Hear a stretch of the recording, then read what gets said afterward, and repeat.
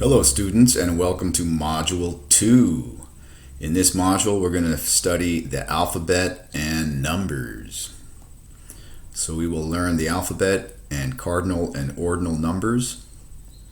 We will practice the alphabet and also more Canvas tools for assignments.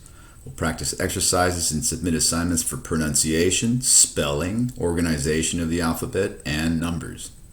So our objectives: by the end of this module you will be able to submit a recording to Canvas assignments, memorize the alphabet and pronunciation of letters, understand the spelling and pronunciation of ordinal and cardinal numbers, distinguish between cardinal and ordinal numbers, submit a text assignment with copy-paste function, and discuss opinions about numbers with other classmates. So welcome to Module 2.